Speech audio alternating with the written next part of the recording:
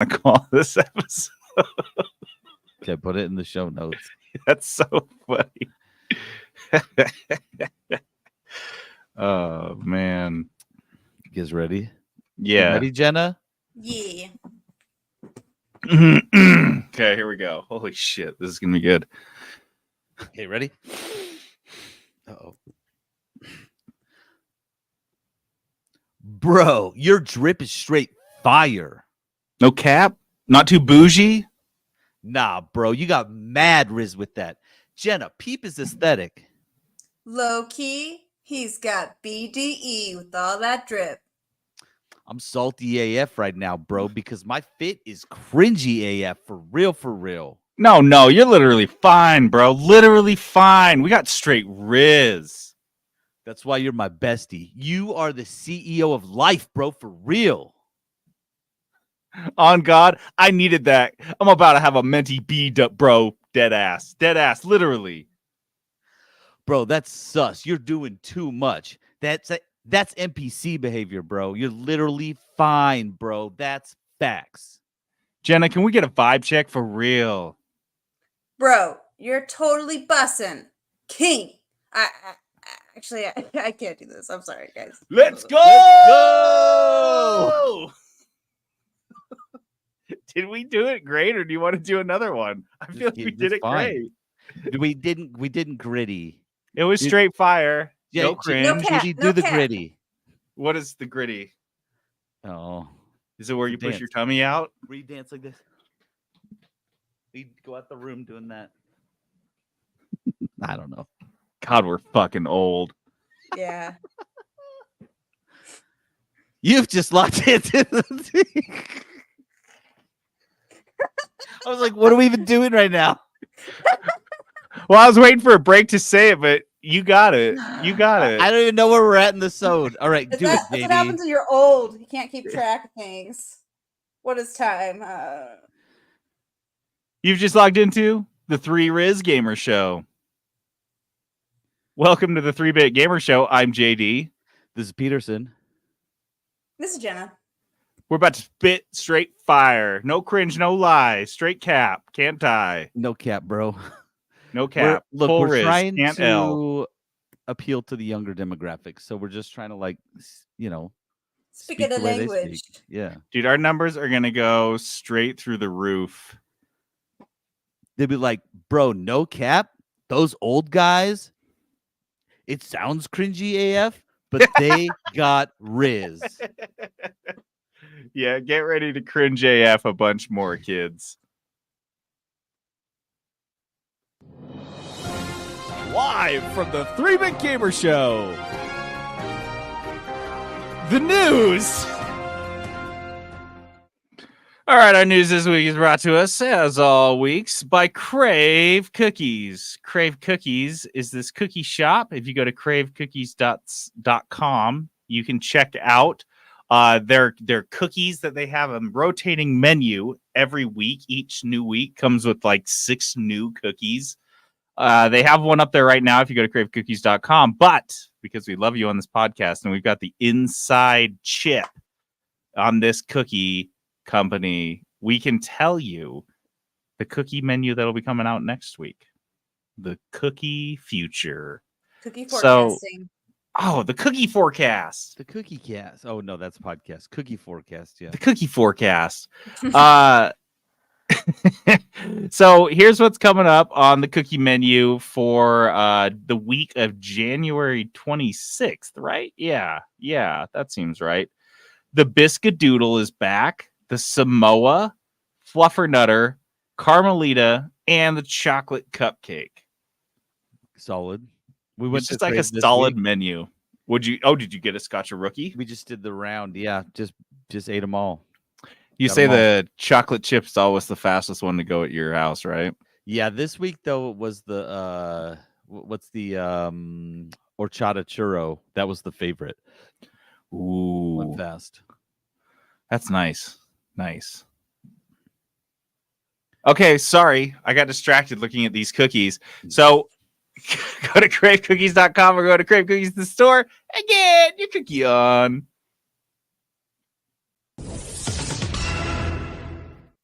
Master Chief's actor says his booty-shaking romance in Halo Season 1 was a big mistake. Oh, you think? 2 big scoops of mistake. I can't wait for the train wreck that season 2 is going to be, honestly. Like, Did you see it's like a soft reboot? They're like redoing everything. They're just like forgetting the first season, I think, is from what I saw. I mean, they had some cliffhangers that I feel like they couldn't ignore. Nah, they're just gonna forget about it. Start over. Same new actors or same actors, new writers. As long This as wasn't- they have the same amount of butts, I'm fine. Honestly, You can't just show us the Master Cheeks and then take them away from us. I want them again. Yeah, that bridge has been crossed. This is the actor that plays Master Chief, Pablo Schreiber, which, dude, I went and looked. I don't recognize a single goddamn thing this dude has ever been in. No. Like, he's got like side roles and things that I've seen like once. But honestly, I don't know. Anyway, he was in an interview with SFX magazine. Here's a couple quotes. He said, quote, "The decision to make the connection between McKee and John a romantic connection was a huge mistake." I think that was the Covenant spy. Yeah, that girl. Oh my God. It's just like Captain America knowingly hooking up with a Nazi spy in the first Captain America movie. And he's like, But yeah, bro, she But- understands me. She understands me, so I have to. That's what it was like. Stupid as fuck. Here's He another knew she was quote. bad, and he was like, "Yeah, but like we've got this weird connection, like same thing going on." So I like, got this weird thing where like I just really want to fuck her, you know? that's called a boner. Just to go take care of that. And he's like, "I literally don't know how." This next they didn't teach us this. The next quote was, "I felt it was a huge mistake at the time, and I argued against it and fought against it. But I am who I am. I don't write the scripts. I only give my opinion. It wasn't listened to." Man, what is this trend? I mean, no, this guy isn't Henry Cavill, and I'm sure no he one's doesn't have. Henry. Jesus, Jenna. Don't even No. try to be Henry. Don't even say it. But like, what is it with this trend where, I mean, if I'm writing on a TV show and like the guy that is being paid to portray the guy I'm writing is like, dude, you know, I've thought about this character a fair amount too, because I'm getting inside his head and playing him. And I think this is kind of a crazy choice you've made. I'm at least revisiting it. Just gonna Like- think about it a little. Zero of the budget, zero of the time or the production or the planning needs to go into the sex scenes or the naked Master Chief shower scenes. If you come to the writers and you're like, we got to rewrite this battle scene so there's like twice as many tanks, the writer's like, dude, fuck off. Like, what? You know how much that will cost? Like, we can't do that. That's weird. That's not my call to make. But if you're like, hey, maybe these two characters shouldn't fuck so much, you're like, yeah, that won't cost us anything, and maybe we can actually improve the show a little bit. No, I just think that's such a wild, arrogant choice to just. When you hear this, like, I mean, the Witcher stuff is crazier, obviously, because way he's like, crazier. Yeah. he's like, I'm a huge fan of this, and I specifically joined this franchise to be part of this because I like it. And they're like, no, eat shit, Henry Cavill. That's wild. But this dude, like, I don't know. Anyway, Peter, I am more hopeful than Peterson that Halo Season 2 will be boss. No, it's gonna be so In our bad. prediction, gonna be so good. last week I said that all of the live action video game adaptations that came out this year are going to be boss. So I think that's one All of of them. Also, them? all of them. Also, Mortal Kombat 2 just wrapped filming like today or yesterday, maybe. So that's going to be boss too. Mortal Kombat, it is what it is. You know what it's gonna be. You don't go in there expecting a deep emotional connection to any characters or some crazy story. Like Twisted Metal. Yeah, I'm like, what is the this is- clown car doing? I gotta What? know what's his backstory though. Like, Why does he turn into a robot in the third game? Why? Anyway, I think it's going to be dope. Halo 2, woot woot. Let's go. On God. Let's go. Ubisoft's director of subscriptions says gamers need to, quote, get comfortable with never owning their games. sounds right. Yeesh. Dude, this is pretty funny to me. This is Felipe Tremblay, So you're like, you tell me the name first, and I know he works for Ubisoft. Yeah, immediately. Come on, Felipe, get out of here. Mhm. He's the director of subscriptions at Ubisoft, and this was an interview he did with Games Industry. It's really vanilla, just like a standard basic interview with just regular quotes. Like, here's this one. Quote, these players are brand new. We're shaking hands for the first time. It's been Ubisoft's strategy for as long as I've been here to try and reach more players with the franchises we have. So I'm happy as the leader of this product to be able to deliver on that. I'm like, wow, this is boring. I'm yawning through this interview. This is like, you're just out there, just drumming up a little bit of press for yourself, but like, and your team. And I'm like, wow, that's a pretty boring interview. But then as I read on, he drops this number. Quote, one of the things we saw is that gamers are used to, a little bit like DVD, having and owning their games. That's the consumer shift that needs to happen. They got comfortable not owning their CD collection or DVD collection. What? You can't just say that shit out loud, bro. Dude, they're used to having and owning their games. We don't want you to get used to having or owning things. We have and own things. You rent them. You own nothing. You own nothing.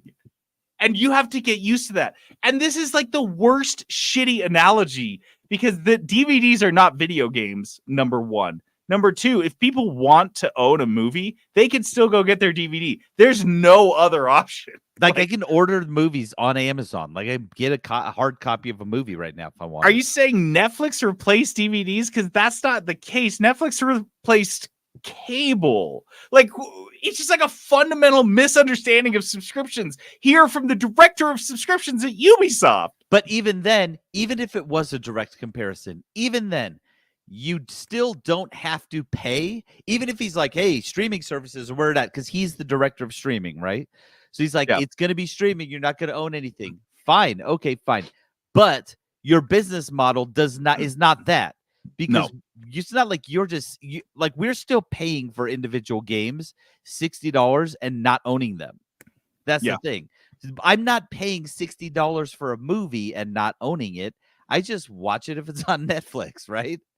But he's like, no, you're gonna pay $60 for a game and not own it. You'll own the license to it because not only is streaming the way you don't own a game, you don't own the digital copy of your game either.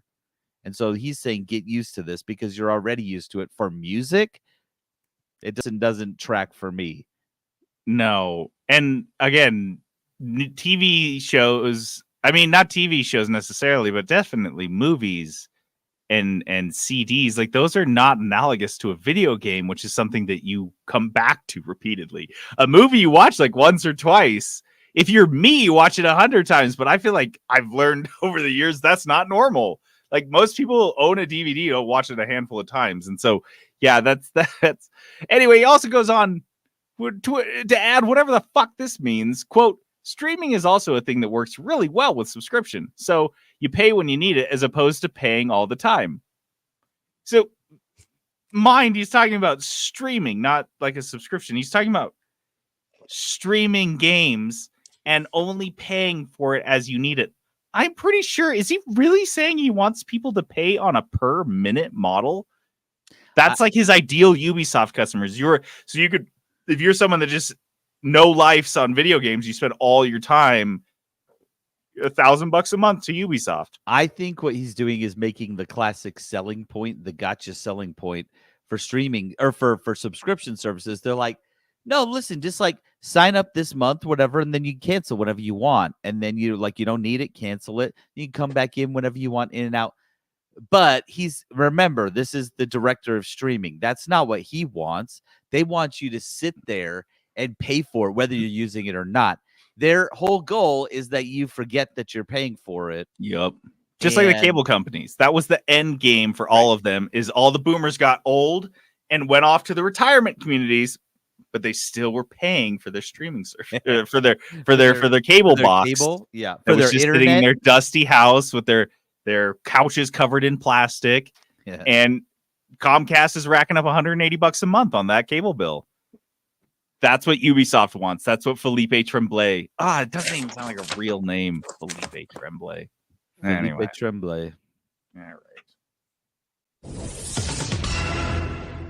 A long-rumored, never-announced Halo Battle Royale has reportedly been canceled after years of work. Bummer. This sucks because I think this one fits. Halo Battle Royale, Master Chiefs and or OST soldiers falling from the sky. That's like a whole game they made out of Halo. Like, it would be so perfect. How did this not get made? How was this not out? How was this not in our hands 4 years ago? This feels like, what they should have what done. The fuck? They should have done this instead of Halo Infinity or whatever the shit they did. They shit their pants on. Yeah. What were they thinking? I don't know. This is what they should have done. Instead, we got Halo in Fortnite because Master Chief's in Fortnite. So we got Halo in Fortnite. Fortnite took all of it. That's what they did instead. They're probably making more money that way. It's close enough. From the series co-developer Certain Affinity. This is a studio that's been working on Halo for a while. They were speaking. This is, you love my sources. Speaking on the Xbox Era podcast, reliable insider Spessel_Nick said the game code named Project Tatanka had seemingly been canceled. So this is something that Certain Affinity had mentioned in late 2022, so 2 years ago. And they said at that time, they said it had been in the works for over 2 years with 100 people working on it. Dude, here's what's crazy. We just talked about the new Halo's season 2 is dropping soon. Would have been really nice to have, oh my God, a Halo BR. We just announced we have a teaser trailer even. Just anything. Like, could have really benefited from this, at least to test the waters. But they killed it right now. That's how bad this thing must have sucked. Is they're like, we're not even going to worry about that cross promotion with this huge launch of our season 2 of our TV series. It's gone. We're killing it. It must have sucked, dude. So then let me ask you guys, what is the next business model? What's the next step for Halo? What do they do? Because they haven't released anything good in a while. Annual sports title. You're an idiot. Annual Halo sport. Get that grift ball back for Halo 3. There you go. Yeah, just dude, that's the and it's Griff Ball 24, Griff Ball 25. That's what Halo is now. Maybe you're right. It's just that weird sport mode from Halo 3 from 2009. I think that's what we get. I think they shelf Halo for a decade. Don't even do anything to it. And the only way they're going to make money on anything Halo now is if they shelve it for a decade and then they release it with the next new thing, whatever the new Battle Royale or whatever's hot. In 10 years, they do a Halo version of it and it comes back screaming and everyone's like, dude, Halo? Heck yeah. Because I just don't know what to do right now. You don't do a Battle Royale anyway. Like, I think you're too late now anyway. Why not do a dating sim? A Halo dating sim. They might as well. Yeah, they've already set it up. Season 1 of the series. That seems the most, only date the worst possible people to date. That's how you win the game. I mean, dude, I like the cutest butt. It's like a whole butt mini Which game. Master Chief has the cutest can? Bung, bung, bung. I think you come back to the series, you come back at it and you're like, look, we're looking at the rings of the universe of the Halo series upside down.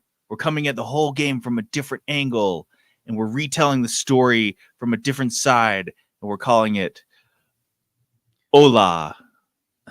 I knew you were going to say that. Right when you went upside down, I was like, he's going to call this Hola. That's where they're going next. Hola. No, also, though, like if they do come back to Halo, honestly, they should focus on just releasing like a banger of the solo game experience because they're sticking to the multiplayer thing. That's where they're dying. They need to just spend, honestly, 6 years making an absolute banger of a single player or multiplayer co-op. You know what I mean? Shooter game akin to Halo 1 and 2. Mm-hmm. That's what they need. Linear storytelling, just really good set pieces. Make it a fucking good game for once. Stop doing this open world bullshit, which is like cool on paper, but you clearly can't execute it. No, and the honestly, multiplayer stuff. You don't People are need that. tired of it. I don't know, man. I just want them to do a good Halo for once.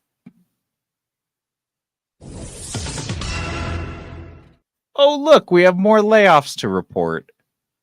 I'm going to keep doing it because There we go. you got to know what's happening. All right, I'll just bang through the list. This is just a week. I'm trying to This think is of a just time one to say- week. to drop a let's go, but I can't. Let's go. It's all bad.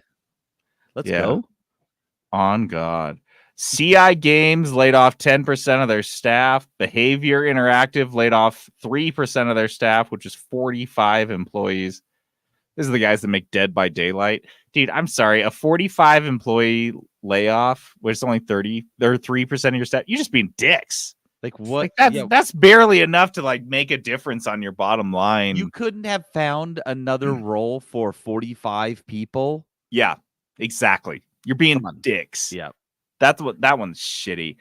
Thunderful Group, 20% of their employees, 480 employees was the total employee count at Thunderful in 2022. So 20%, I guess, is like 100 people, probably ish.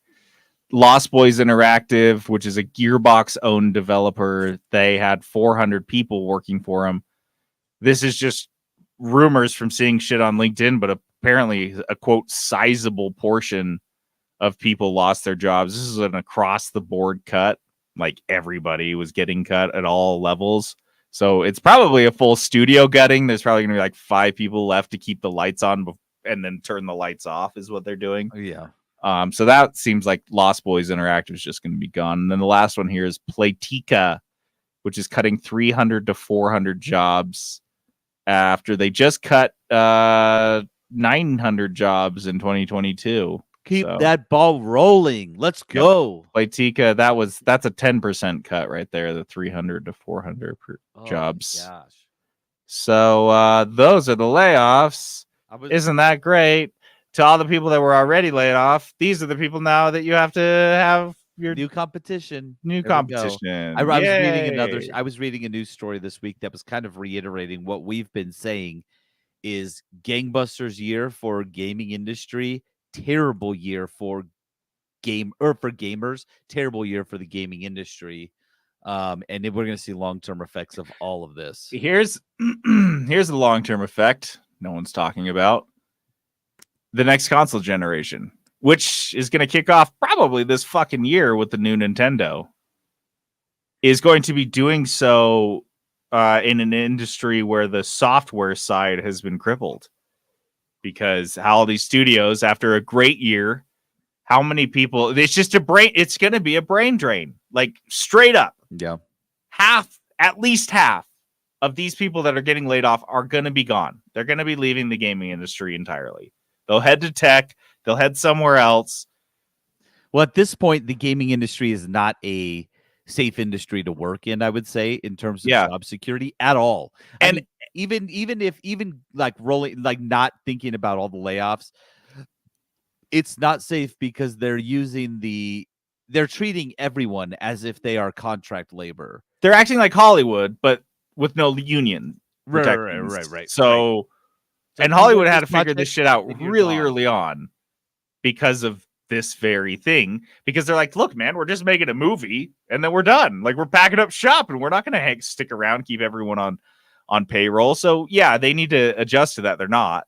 And I think that in the interim, we're going to have this massive brain drain at the same time we have the next console generation launch, and that's the hardest thing. That is the hardest period for game developers to switch over, and they have to learn a whole new product, and they're most building of the time for they're programming their same game in two different systems, right? For two different machines. Well, honestly, more like 4 different machines. They're doing Xbox because Xbox will have 5 different Xboxes. Then they're doing it for all of the things they can put it on.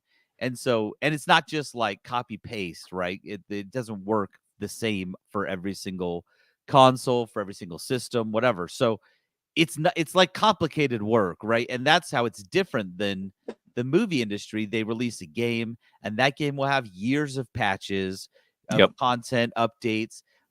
New consoles come out, they release it in the new console. So like there's a lot of work to still be done. but they're treating it like a movie where they're just like, hey, we're done with this game, everyone's gone, and you're like, well, bro, Peace.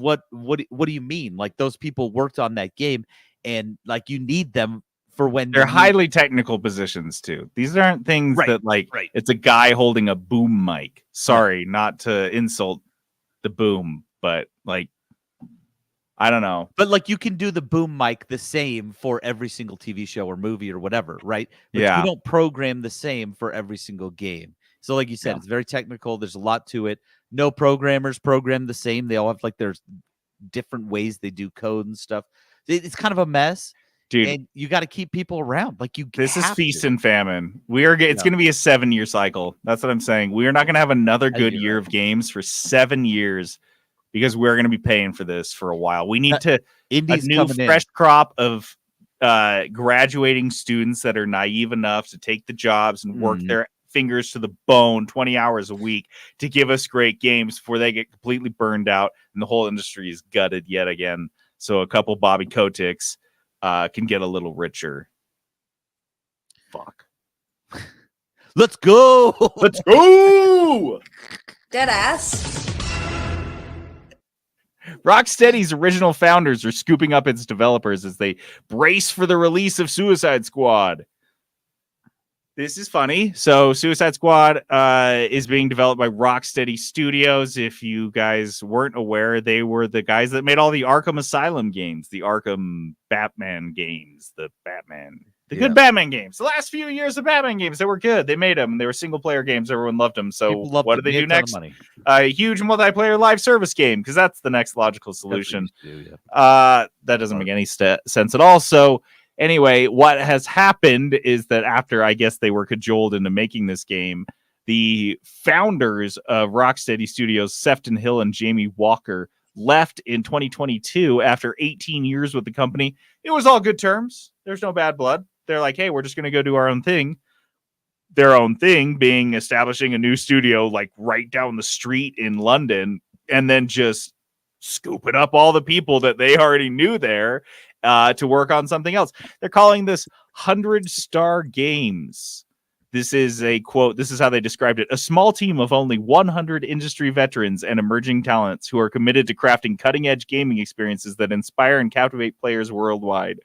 They call it 100-Star Games. This is 100 stars, 100 games. Okay, go. 100 years, 100 games. 100 years. Like, what the fuck? And they're like, we're going to hire exactly 100 people, and they're all going to be stars, and what would be called 100 stars. And you're like, how many people work for you now? They're like, 2. But there's 98 more stars that we have to hire to get to 100 stars. I hate that. I think that's so fucking stupid. That is kind of cheesy. Cheesy. That's what I should say. It's not stupid. It's cheesy. I do like, though, how they're just scooping up people from the studio down the street, like, because those people, you imagine, do not want to work on a multiplayer games as a service Batman game. They wanted to work on Arkham Asylum or Arkham whatever. They want to work on the next one.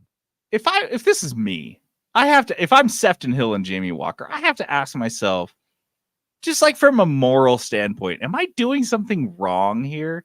I don't know. Like, I don't blame them. This feels like wrong. Like, you found a studio and then you sell out to the point that you lose control of it.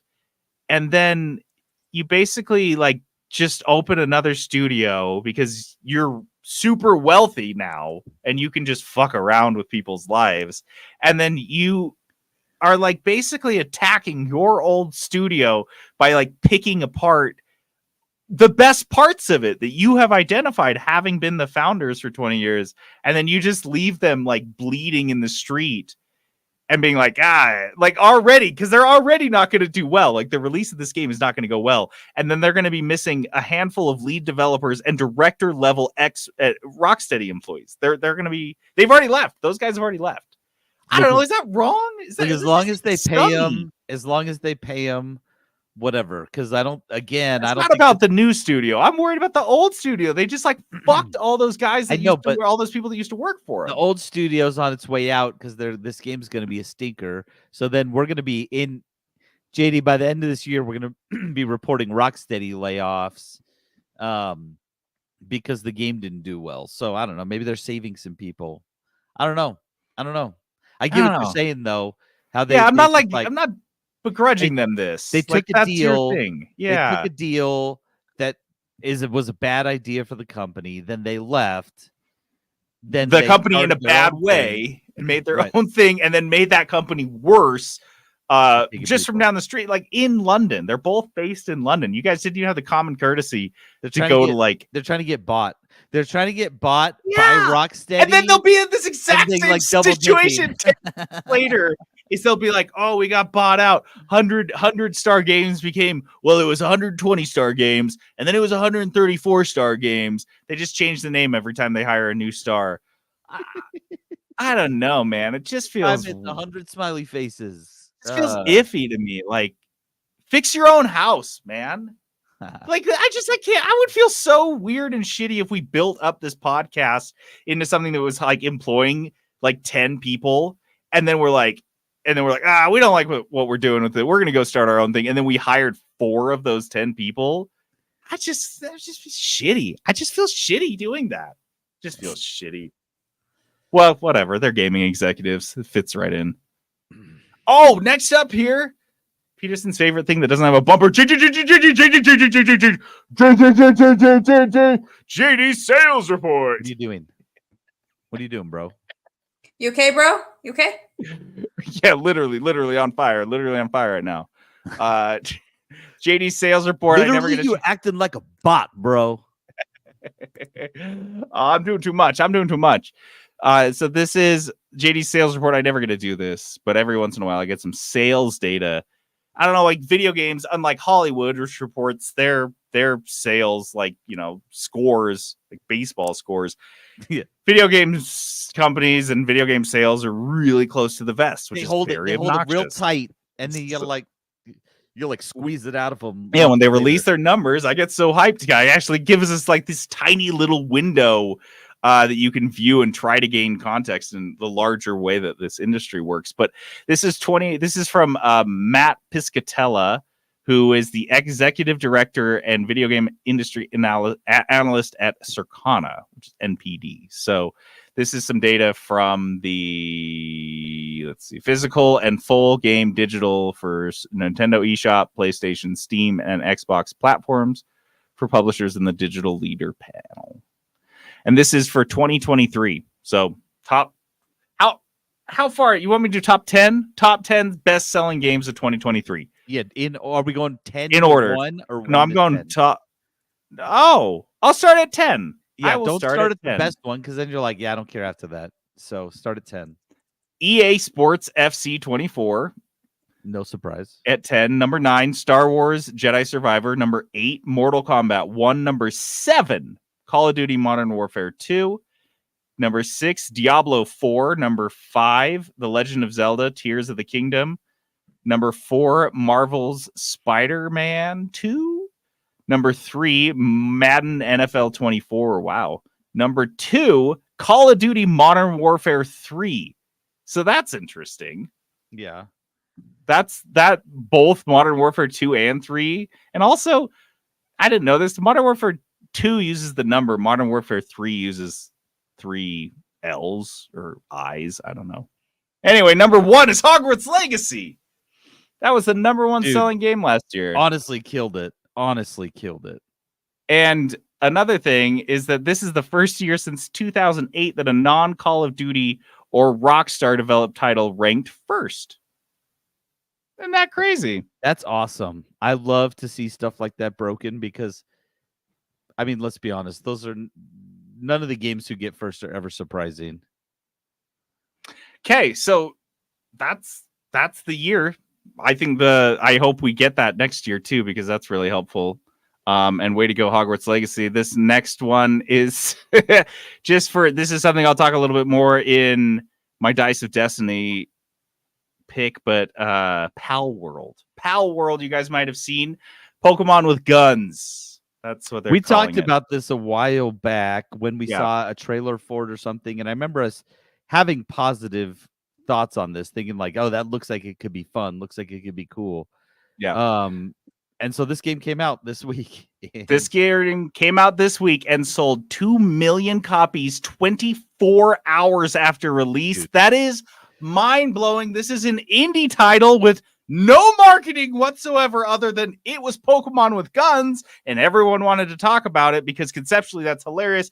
And everyone thought this would be a meme game because like all of the assets look like ripoffs of Pokemon, and then they're holding machine guns in the trailer. It looks like so crazy and stupid. Yeah. But then like people are like the word of mouth overriding that in 24 hours, leading to $2 million or 2 million unit sales is fucking insane. So one of my sons is already playing it on Xbox. He's like, Dad, Nice. you heard about this game? Oh, because it's Power? on Game Pass too. So on that Game was Pass. helpful. But my other son was like, well, my friends are all playing it on Steam, so he bought it tonight on Steam. Beautiful. Yeah, like it's crazy. It's cheap. It's like 20 something bucks. It's like 30, like $28, $30. Also, speaking of Steam, Pal World was the 6th game ever to hit 1 million concurrent players on Steam since 2004. There's only been 6 games that have done this. One of them was Cyberpunk, so that's kind of like a joke because it it wasn't there for like consistently. This one is going to stay at those numbers. I just think this is so crazy. It was 850,000 when I checked, right? Like concurrent players. I saw a tweet from them, from the people who make the game, who said, or an X, what do you call a tweet? Anyways, I saw one where they said today that they hold the record now for the game with the highest concurrent players ever on Steam. Oh, wow. That does not surprise me. Dude, week 1. They're like, just released. This game just came out.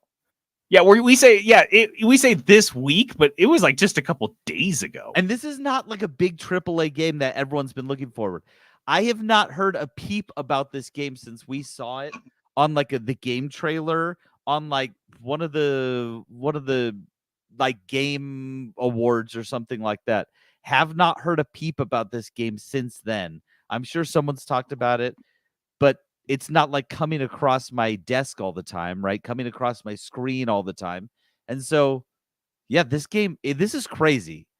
This is insane. We did call it, though, that one of the biggest games this year would be a game that was not on our radar at all. Dude, I said and 2. 1 week so we're down 1 already. I think this is going to be the trend. This is a tiny little indie studio in Tokyo. I'm just so stoked. Yeah, so good luck World. suing them, Pokemon.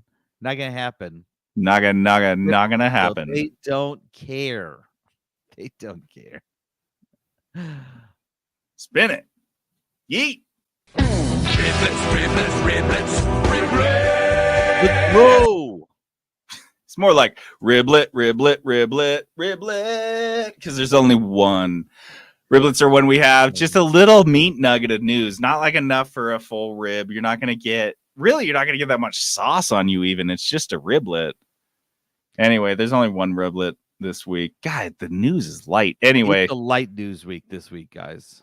Guys, there's a new trailer for a new Indiana Jones game that we thought was coming out. Indiana Jones and the Great Circle. Looks like it's a first-person, I would say shooter, but it's more like a whipper. First-person whipper game. You're just whipping Nazis, which I really think is an underserviced area of video games right now. I mean, there's only a couple Nazi shooters. There's a couple Nazi punchers, but Nazi whippers? I'm currently playing a game where you can play as the Nazis because it's a World War II game. So sometimes I get put on the German team. Yeah. Which is kind of funny. Do you ever get whipped? I have not been whipped. No, I've been shot a lot of times, but I've never been whipped. So, well, this game is out later this year. 2024 is all they said. It looks good. Did you watch the trailer? I didn't watch the trailer. Actually, I had a weird. I think everything looks great except for whatever they're implying the Great Circle is that looked like a child's drawing. Yeah, so the plot here is that all these different historical sites all over the globe line up to create a great circle around the earth of something. I'm sure it's aliens. I want more conspiracy theory games, if I'm being honest. I just think it's so lame. They did that one point and click in like 93 that was about Atlantis, which is so fitting. Like, yes, that's where he should go. Like, it's an existing thing. Every time Indiana Jones does like an existing thing, like the Holy Grail, it works great. Or the Lost Ark of the Covenant, it works great. But when you're like, it's alien skulls, it's like, that's not like a thing. But Atlantis is like a thing. Go Beckley Tepe. Go do some mysteries over there. Easy. Why something with the Stonehenge? Do a fucking Stonehenge thing, man. Do Easter Island. Do a thing that exists already. There's enough things we don't know. You don't need to make them up. Yeah, there's a lot of cool archaeological shit. Instead, you're like aliens. Okay, so JD, here's my take on this game, though. I don't. Who's this for? Who's this for? Boomers. That's what everyone's saying. Like, they're gonna sell this to boomers. I don't fucking know. And you're like, I don't know if like we're super that into it. How are you gonna make this feel different than Uncharted? Is my question. Because Uncharted like is Indiana Jones. Well, this is first person, so that's also kind of weird. Because you're just going to be hearing, and it sounds a lot like Harrison Ford. I bet they didn't get him to do the voice. It sounds quite a bit like him. Yeah. So that is a weird choice too. I should be third person. I want to see his hat, and you want to see his whole yeah. So that's kind of a weird choice. I think it's gonna be weird. I think it's gonna be weird. Well, it's not gonna. Yeah, it's not gonna be good. I don't think it's gonna be good. I think I have a real big blind spot because I like Indiana Jones, but I do too. I like 2 of the movies, but I don't think I want to play an Indiana Jones game. Like Star Wars fans forget that there's like been one good Star Wars movies, and everyone's just been chasing that high for 50 years. Don't you dare! Sorry, guys. There's only one good one. I bet there's some people out there that just want to whip it real good. Mandalorian was good. Oh, yeah. It wasn't a movie. No, dude. I'm telling you. I know. Okay, we don't have to talk about it. Why are you talking about it? Empire was the only good one. Sorry, guys. Are you kidding me? You love the Ewoks. I love the Ewoks. Fucking love those little guys.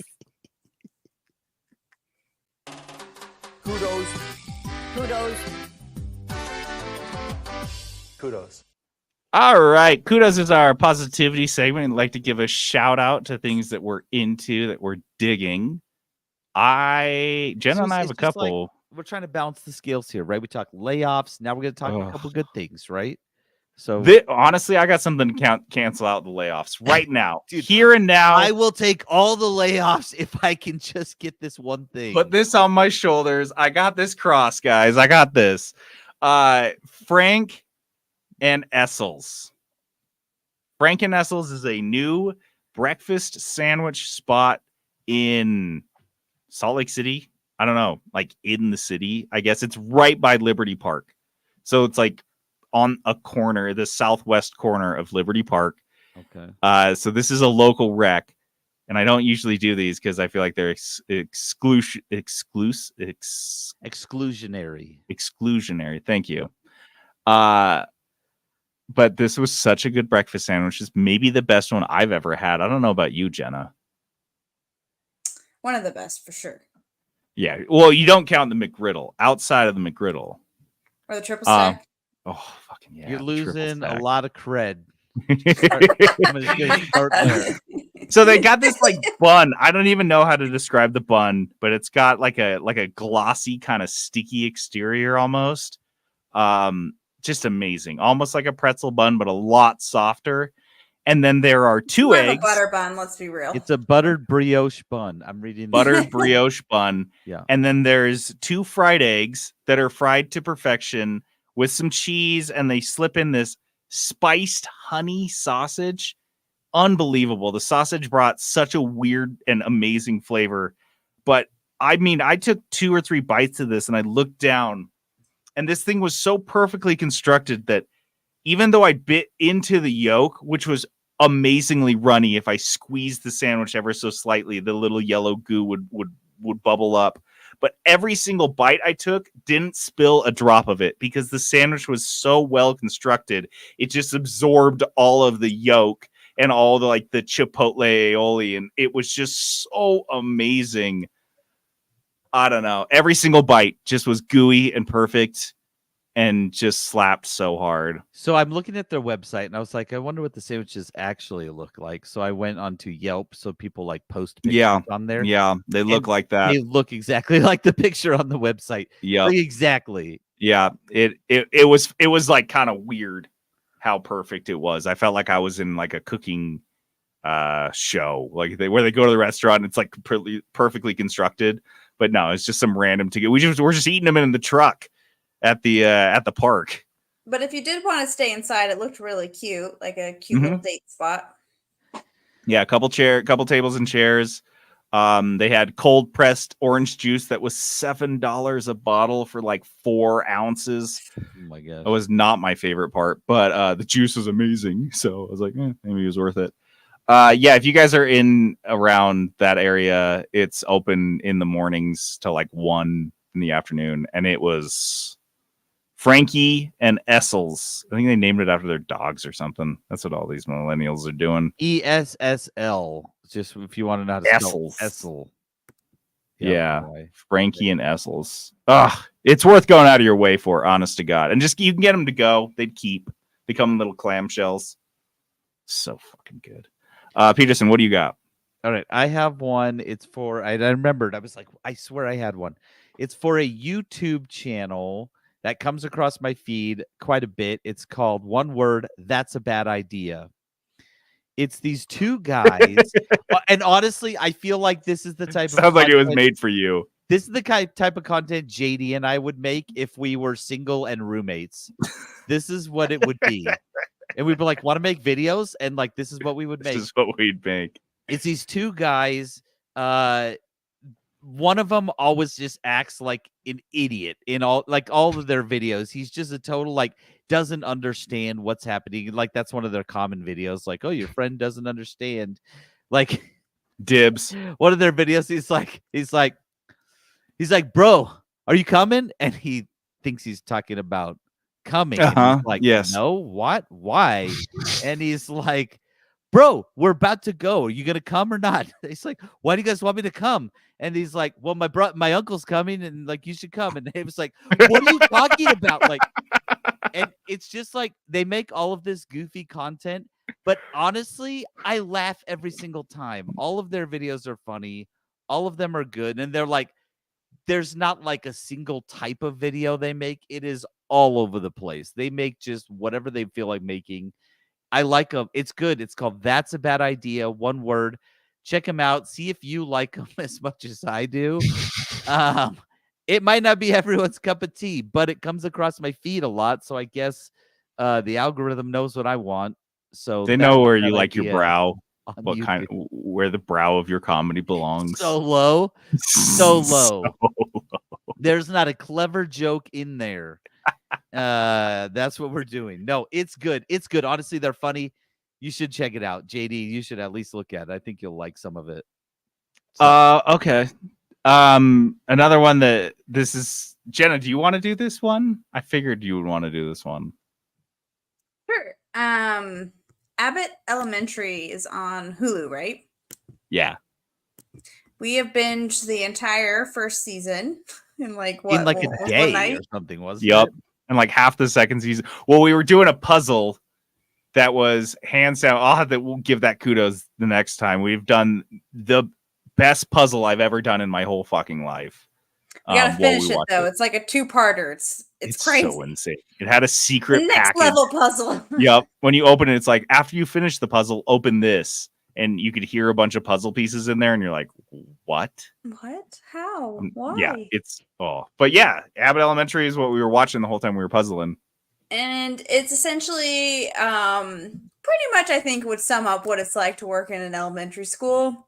You don't have any money. You have to like figure out day by day how to help all your crazy students and their current trends that they're trying to do. And anyway, I just like I don't know, it's almost like Parks and Rec with It's lots like of exactly like Parks and Rec. with lots of eye contact made at the camera, just with these It's- looks that I can't even like describe, just like perfectly nailed onto the moment. And it's just been really enjoyable to watch and binge through. So characters are great. Yeah, And they you said did. it's on Hulu, right? Yeah, it's 2 seasons on Hulu. The first season's just 13 episodes, so you can kind of get through it really fast. It's the exact same form. It's the mockumentary format from Parks and Rec and The I'll just Office, say I want more of that. but it I feels love it. exact. Yeah, it's much more Parks and Rec than The Office, and they have this stereotypical characters. And some of those things are like so stereotypical. You're like, oh come on, but oh my god, it's good. It's really, really I don't good. think I recognize a single person on this. You will. This is so funny. Jenna's sister recommended it to us and told us we would recognize one of the actors from The Parent Trap, the Lindsay Lohan Parent Trap, and we both did. And I don't know if I've seen that. you won't get that reference because you haven't seen that as many times. Leslie Odom Jr. I recognize him. Orlando Jones. I recognize him. Orlando Jones was very funny. He was in for one season as a character's dad, or one episode as a character's Yeah, he's dad. pretty far down the Yeah. cast list. No, it's. I mean, the woman who created it and stars in it got her big break. I think on doing HuffPo videos or BuzzFeed videos. Like she was like an internet video personality. So it's really kind of a lot of no names, but it's and it's got a lot of heart. You'll smile a lot. It's sweet as hell. It's sweet like Parks and Rec was sweet. It's sweeter than Parks and Rec was for sure because they're little kids. So yeah, it's really good. Yeah. Do you have any more, Peterson? No. Is this one you can watch with the kids around? Yes. Yeah. Yes. I would. Oh yeah, it's I'm trying to TVPG. Yeah. Yep. That's good. It's very kid friendly. Because half the shows I watch, I'm like, I can't watch this. Yeah. Lily stays home from school, and I'm like, dang it, now I'm not gonna be able to watch this. I bet your kids would like this one. There would be parts that I'm sure they'd be able to relate to. Okay. Yeah. I do have one more kudos. Goes out to, this is my favorite, but I have to give kudos to Jenna because Jenna has been working her butt off in jiu-jitsu for the last couple years, and her coach recently just asked her to run her own women's class. Hey, what? Nice. Yeah. Holy crap. Yeah, she's One already jinxed got it. We haven't got a it hand- official yet. Yep. Yeah, but I'm even too even if your eager. coach asks, Yep. like that's crazy.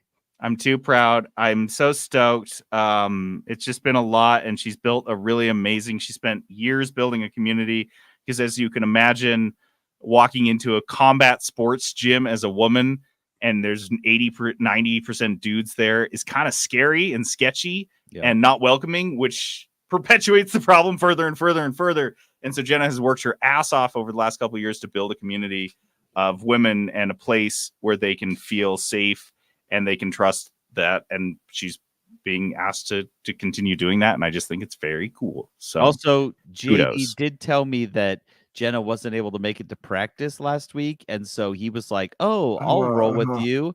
And then he was like, this is the sorest I've ever been in my life. She just beat me up so bad. Beat the shit out of me.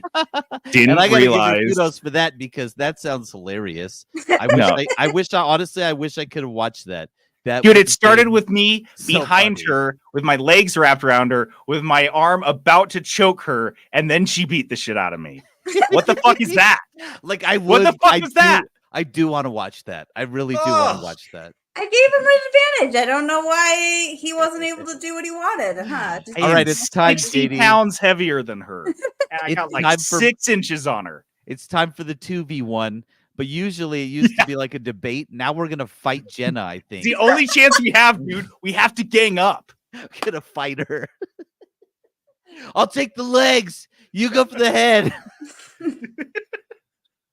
Peterson's coming for your shoelaces. You watch out. I'll recruit your daughter, Pearson. You better watch out. I know, yeah. dude. She'll back me up.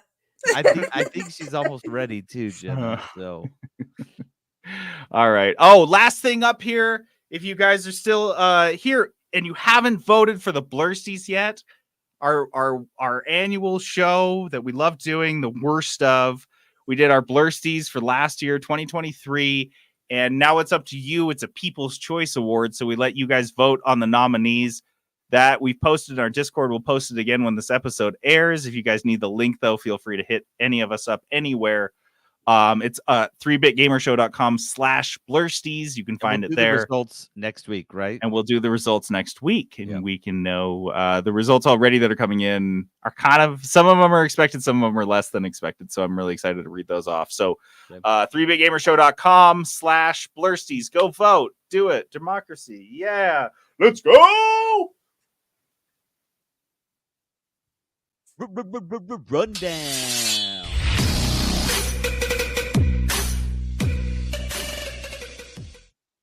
Doesn't it remind you of Drew McIntyre, Jenna?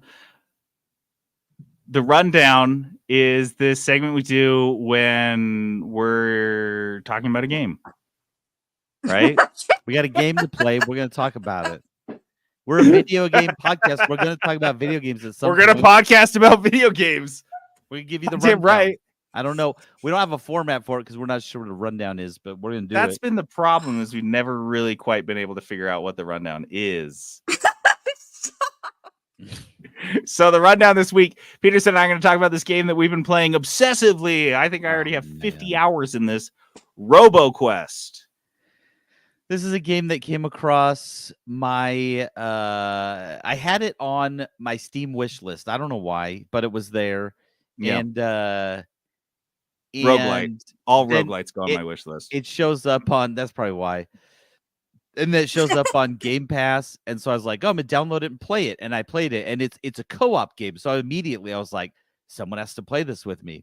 Mm. So I was like, "JD, just play it," and he was hooked immediately. Yeah, it's a lot of fun. Like, you jump in, and it's a lot of fun right out the gate. But then you start getting into the roguelike elements. Ooh. So this game is a game where you play. It's a first person where you play as a robot. Mm-hmm. It's a very fast-paced shooter, and you're running around a set map where you're going around, and the map is set, but the enemies are set, but the items you're picking up are not. You pick up a variety of, you can hold 2 weapons at a time and use them at different times, but you pick up these different weapons as you go through, and all the weapons honestly like feel different enough to make, which is crazy because there's like 80 of them and they all feel significantly different. Yeah, like there's a huge, crazy. You play it and you're like, oh, okay, like this gun, I like this gun, I don't like this gun. This gun, even if they're similar, they have their enough differences to where it doesn't feel like the same gun. Each sniper feels different, and there's like 10. Yep. And so we're playing this. You run through, you kill these enemies, you try to get through. There's all these objectives. You get through to the next safe space where you can get a new weapon, you can heal. It's pretty generous with the healing. When you kill a guy, they drop little orbs that you can grab that will heal you up. But I mean, you're now in the danger zone. You're now in the line of fire. So it's very fast paced. Especially if you go out into the battle, you are like running, jumping, and there's a lot going on. There's a lot of colors. It's got a kind of a Borderlands feel, less cel shaded, but it's still got a very harsh, that's what contrasty art style. They're like, oh, this looks like Borderlands. But and so like Borderlands, it's busy. I mean, you shoot your gun and it says a little word that says plow shows up every time you shoot it. So if you're shooting automatic, it goes plow, plow, plow, plow, plow, plow, plow. And those words are on your screen. And there's a lot going on. Like it's just very busy and frantic and hectic. But that's kind of the idea. I don't know if you looked at any of the guides, but one of the guides that I saw said, just keep running, just keep moving. That was and don't go back to where you were. Yep, just keep going forward. The combat's crazy fast. You're shooting guys and you're really incentivized. And that's part of the design that Peterson's talking about, where the enemies drop their health right where their body is, because you should be running over their bodies. You should be, if you're playing this game properly, icing everybody in an area and going through it while the orbs, which disappear in about 10 seconds, while they're still there, because you're going through so fast. And that's kind of the goal. The maps, you kind of memorize them because there's they're basically like 1 or 2 for each level, or is there just the same one? I think never it's figured set. that out. I don't. Is it the same one every even time? if you don't memorize it, like you don't need to memorize it. You still Yeah. know it. That's the Yeah. thing. Like you know what you're gonna do, where you're gonna go, because there's like a place if you can get up there. There's like you can go above the fight and you can shoot down into it, Yeah. or you can stay on the ground and you can shoot down that way. And as you go, one of the roguelike elements is that you're picking up abilities. Mhm. So you pick up a double jump, and then you pick up or you can always double jump. Pick up a A triple triple jump. jump, You pick a up grappling a hook. jetpack, a grappling hook, and you can have them all going at the same time. Yeah. So by the point when you get to the point where JD and I are at, your mobility is insane. You're so fast. You can skip through the whole level, the whole map without even anyone shooting at Like you. you don't even have to you don't even have to fight the guys if you don't want to. Yeah. You Every just run level is through. essentially a canyon. Yeah. And as you gain more gadgets and more abilities, you gain access to that verticality, and then you can just run on top of the level all the way to the end or wherever you want to And go. just jump through the door and go through the door if you want. I mean, you won't level up and stuff, but the leveling up is a big deal in this game. You get these cards that show you different, like the different powers that you get, or different boosts to your abilities, buffs, and things like that to your weapons or your stats or something like that. And then there's, I think, 5 different type robots you can play Mhm. as, and they have their own unique ability sets, and you kind of figure out which ones you like more, which ones you like less. Some of them have like a melee, some of them don't. And the melee is great. It does feel powerful, but it also, you're right up in their business. So Yeah, usually you're you're not doing taking that. like a full shot in the face. But what you're doing is you're building through all these levels, and you're leveling things up, getting new gadgets, and leveling your weapons up, because ultimately you're building toward getting farther in the map, just like with any roguelike game. If you spend each run, a successful run probably will run you upwards of an hour, but probably around like 40 minutes to an hour, because the whole goal is getting to the last boss of the game. And by the time you get there, and I don't know about you, Peterson, I felt like, because this game's in 1.0, and so I kind of do expect this to feel like a completed experience, unlike some of the roguelites I've played before, where you get to the end, you're like, now what? But this one, I felt like right around the point I had all the gadgets, I had almost all my upgrades purchased, and what do you know? I'm at the last boss of the game. And I was like, wow, this fucking it was just well done. Like, I was like, The timing and design of it timing, yeah, is spot on. Right. On. I wasn't like I got to the boss and then I'm like, oh my god, I got like 5 more upgrades and my health is double now, and I go to the boss again and just completely wipe them. Nope, got to the boss right about the same time. I am at the ceiling of my abilities and my skills. And Peterson and I have each hit the end boss, a handful of times. Have you beaten her? I haven't beaten her yet. No, she's which is great. That's exactly what I want from a roguelike. Like I want it to be at the even with a good, I've gone in there with really good builds and my guy fully upgraded, it's still challenging. Which that's what I loved about this game. That for me was the ultimate summary of this game, was that as a roguelite, I hit the boss with a fully upgraded kit and everything was like, what else can you say about a roguelite that's done everything properly? And the other thing that we didn't mention really, but this is a huge pull for me, is unlocking stuff. You have a weapon after you've killed I think it's 240 guys with it, or 250 guys with it. Yeah. It's just you get the weapon Peterson is loves now the grind. Unlocked. They're not unlocked. It's like you have it in your collection. And it gets better. Like that weapon is now hits harder. Yeah. Faster, shoots faster usually. And then it's like that with the bad guys too. Sometimes randomly they drop a card and you collect the card and you're like, sweet, that goes into my collection. Like there's very much a like, there's a tail. There's a long tail collection thing to it. Yeah. There's more grinds. You can turn up the difficulty. You can turn off the gadgets. So some of the gadgets, if you don't want your triple jump anymore, you can turn that off. You can turn the jetpack off, things like that. The other thing I wanted to touch on that I think is amazing, that I really appreciate about this game, was the multiplayer, because it is designed to be a 2-player co-op experience. You play it single player, it's great.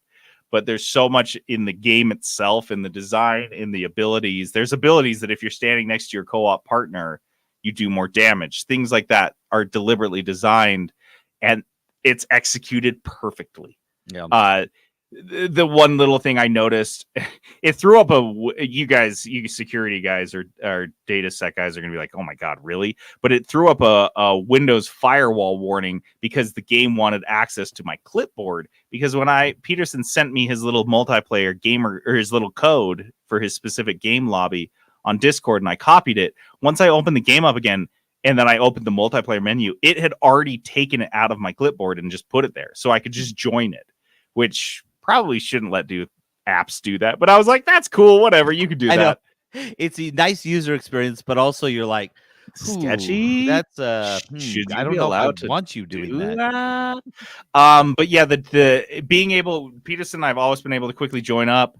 The way the actual multiplayer is handled, you're gaining experience and health on your well, the experience you gain together, the health drop, the orbs that they drop. It's not like you're fighting for them like, oh, I need those, don't get those or whatever. You get your own drops. Stuff, which it's like they really wanted it to be a pleasant co-op experience instead of something where you're There's like no managing team damage, stuff. you can't hurt each other. Yup. So it is honestly, it's delightful to play. There's nothing that I'm it's like, delightful. This is painful. Like, it doesn't feel painful. Perfect execution. This game was, I don't know. It's like it's just, they executed it perfectly. I wish it was bigger than it is. That's my question. What next? Because this is a 1.0 release. This is a full release title. It's on Game Pass. Isn't that where you found it? Yeah. I bought it on Steam because I had a feeling I might be playing it later. They add I think on their roadmap they've released, they're adding a bunch of new guns first, and the community was pissed about that. They're like, you gotta add all this other stuff. Blah, blah, blah. I can't believe you're focusing on the guns first. I know Peterson and I are like, whatever, we'll play with more guns. Cool, more guns, sweet. Yeah. I like guns. Give me guns. I don't care. Like, give me more guns. I think they'll probably add a few more levels over the time. I'm sticking around for this one. I'm keeping an eye on this one. I think Peterson and I will be jumping back in it every couple months to check on the new guns, check the new maps, go get our ass kicked. Play around, play around it too. Like, something I want to note about this game is that I've heard about a lot of games that the two of you have played together. This is one that's definitely been a standout in terms of you guys being competitive. Yeah. Together. I just want to make note of that because you guys have been playing it real cool. Just like, oh yeah, we've just been like, doing our thing. Like, I haven't been trying to like outgun this other guy at all. I gotta get all the unlocks before JD does. We were playing it. It was so funny. I'd get a message on Discord, be like, hey, did you unlock the jetpack yet? And I'm like, fuck no. Did you unlock the grappling hook yet? And Peterson's like, no, where's the grappling hook? Like, oh, damn it! Now I gotta play and find it. I gotta play till I find it. In the middle of my work meeting. Shit. I gotta log in. Right. Okay. Out for this. I did log in and play a little bit last night, JD. Just how dare you? Just to do some guns. I was like, I'm gonna finish off a couple guns. You don't finish off guns without me. I only have 9 guns left. I only did like 3 or 4 of them, so I'm catching up. Dare you? Yeah. So RoboQuest, it's like $20. I think it retails $25 by default on Steam. Available on Game Pass. If you have Game Pass, this is an absolute jump in. Yeah. Like I said, even single player, it's fun. You will have fun if you like roguelites. There's a demo on Steam too. You can play the demo. Yeah, I played the demo, and that's why I got it. Into it. It's, and I don't really trend toward these kind of games, these like speedy games, like Left 4 Dead, because you were supposed to just race through the levels in that and go. I don't usually play for that. I don't usually like that. In this game, I'm like, yeah, and the beats, the music's like, and you're just like, and you're just going straight forward, and it's nice. I like it, dude. I have fun with it. And this game is not stressful. That's the one thing I'll say. Nope. Like, sometimes these games you're like, man, this is stressful. This isn't. Just the last boss. The last boss is stressful. It's stupid. Hard. She's such a bitch. Anyway, RoboQuest, check that out. And we got one more thing to talk about. And now, from the 3-Bit Gamer Show, a game review. Well, hold on 1 second. It's not necessarily just a game review. It's actually an interview. Okay. And now, from the 3-Bit Gamer Show, an interview. Well, no. It's kind of both of those things smashed together. I quit. Just call it whatever you want then. It's an inter-review. That's what it is. This week's interview, Peterson and I are going to interview Jenna because she played a new game called Traveler's Rest. And I played a little bit with her as her farm boy, fetching pails of water and whatnot. Wesley. But for the most part, I will... this is all Jenna. She knows this game inside and out. So, Jenna, give us the skinny. What is Traveler's Rest? Traveler's Rest is kind of like a Starview, like RPG life sim with farming stuff going on. But the main thing is that you have this tavern that you run with lots of beer and other drinks and food. That's the main thing that it focuses around is like serving people at the tavern, right? Yeah, definitely. And that's what I think. Super early access. Yeah. Oh, yeah. Because I looked it up. 0.6.3, 0.6.3. That's the version this game is at. So that's kind of my first question for you.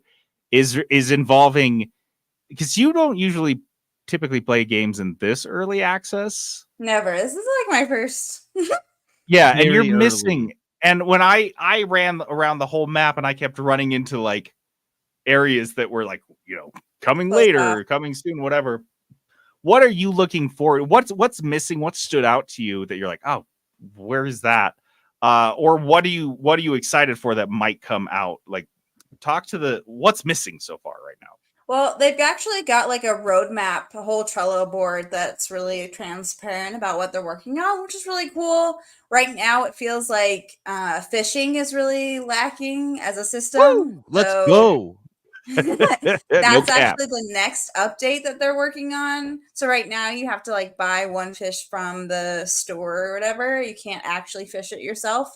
And there's so many spots where it looks like you'd be able to fish from, but you can't. Frustrating. So that'll be really cool. And they've got like a bunch of more NPCs and I think other storylines they want to integrate, as well as eventually like social relationships, magic system, combat system, all sorts of things that look like they're working on. So I'm really excited. Their roadmap's pretty big. Yeah, and right now we've got like a cat that hangs out with you in the tavern, and I guess you're going to get a dog soon. So excited to see what the dog does. There you go. They just got done releasing a bunch of farming updates, and so I've been having fun building out my little farm with my cows and sheep and whatnot. So are you building out like is it one of those games where you're like, because you said the main part of it's like serving, are you like, is your dining room or whatever, the place where your restaurant or whatever getting bigger and you're updating more stuff, so more things you can serve?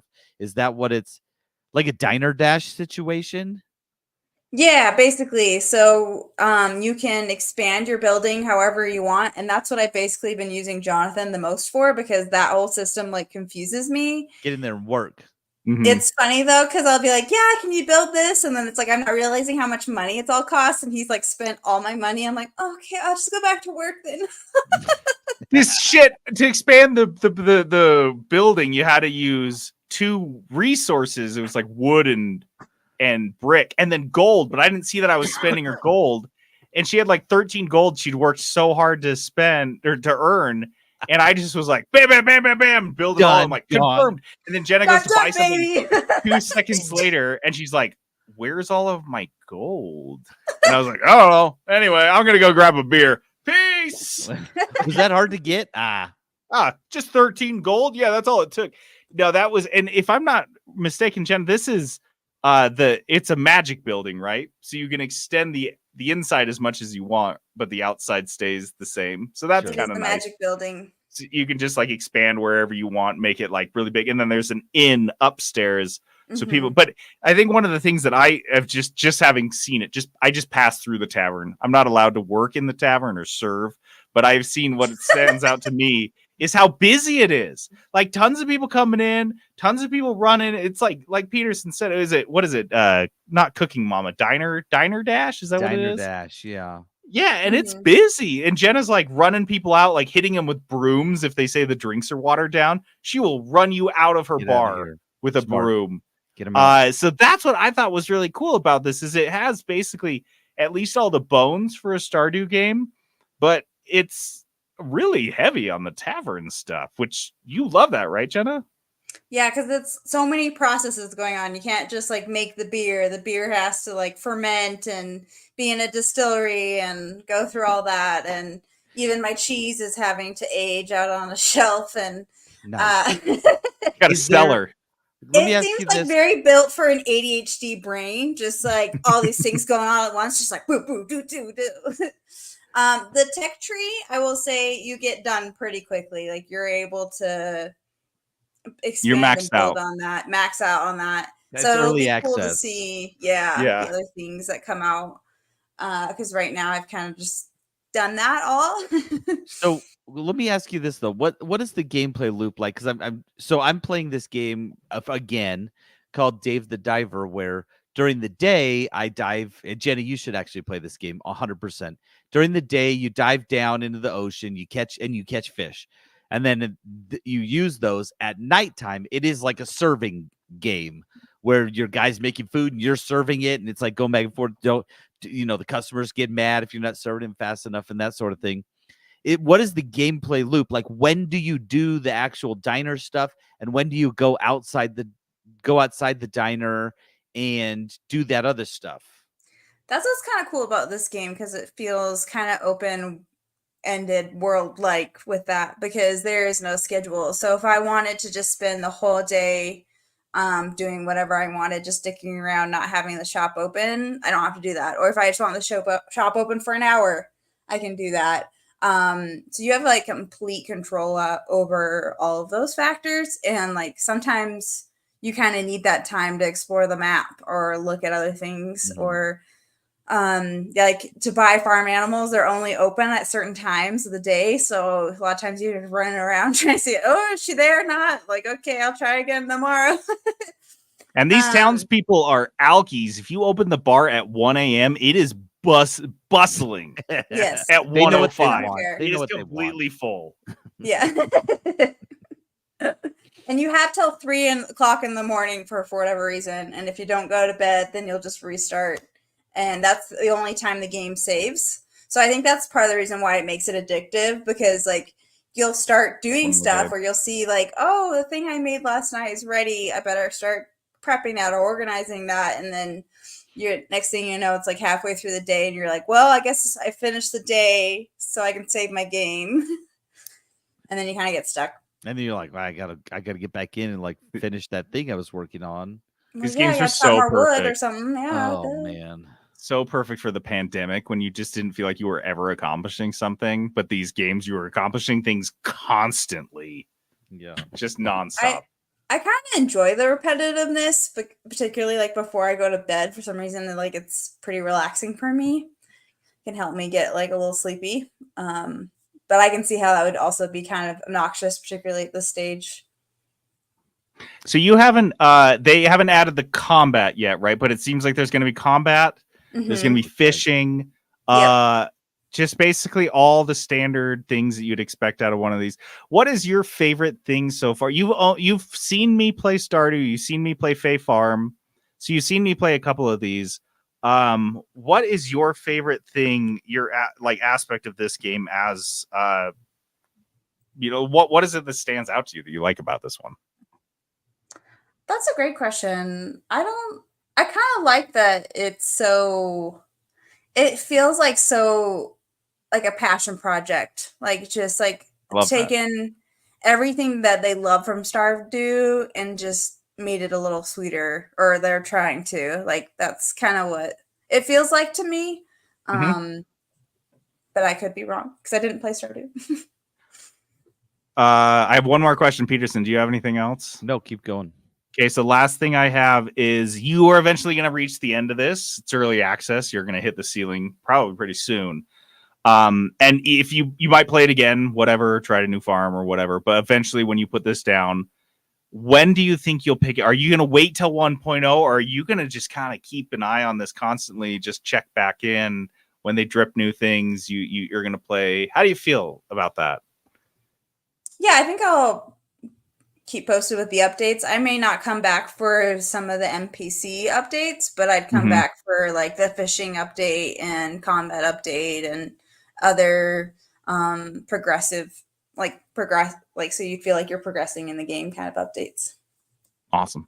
Cool. I'm stoked to see where this goes, where this game ends up, because at a 0.6, there's a lot to add, and it's already pretty dope. Yeah, and I'll say, like, I played Dave the Diver in early access, and then I stopped because I could see it getting towards the end of early access, and then I just started playing again, and there's so much more content. Now it's 1.0, and it just, like, feels so big. Honestly, Jenny, you need to play Dave the Diver. You really do. It's so great. It's so great. And it's on your wish list, isn't it?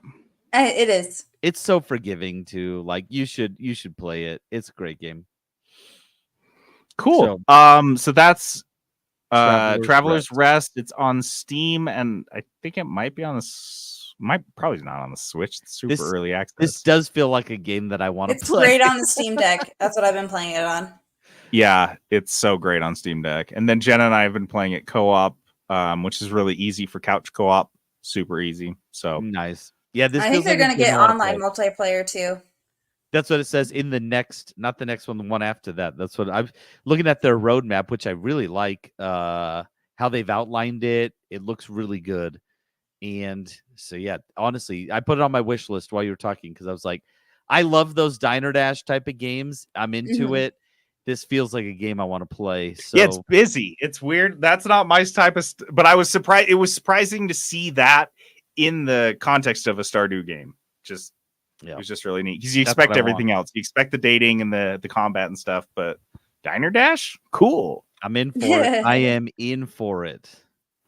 All right. Okay, let's move on.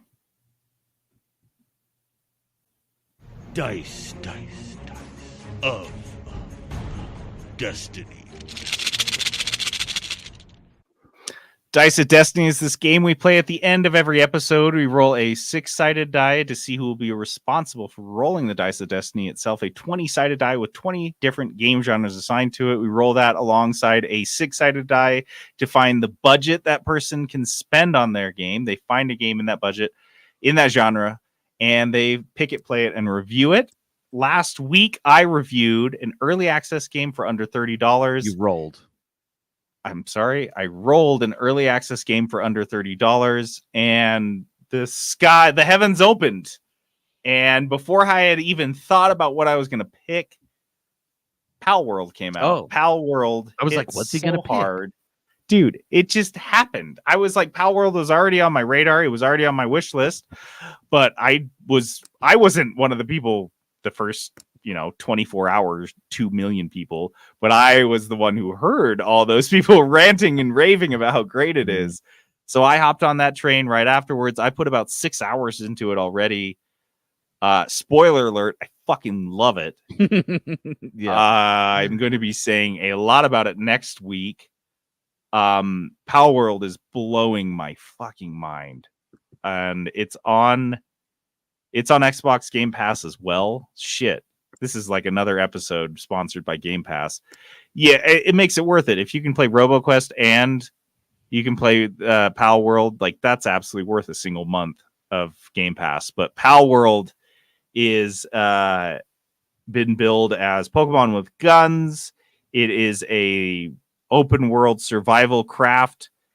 The developers claim that they weren't inspired by Pokemon, but they were inspired by Ark Survival Evolved. So if you're familiar with the dinosaur survival craft game, they've kind of, and then you instead of dinosaurs, there's Pokemon that look exactly like the Pokemon from the anime, which is kind of weird because it's like a realistic, pretty realistic graphics. Like the trees look like real trees kind of thing.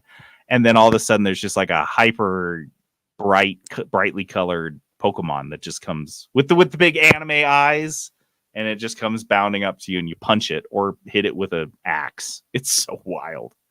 Anyway, I'll be talking a lot more about that next week, but Pal World. Oof. Anyway.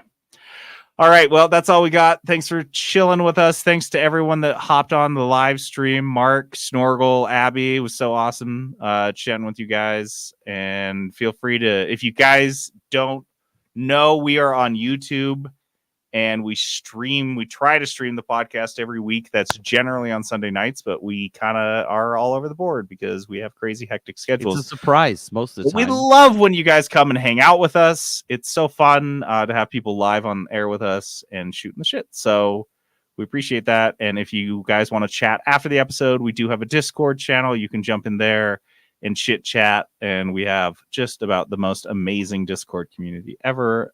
And Come check out the vibes, bro.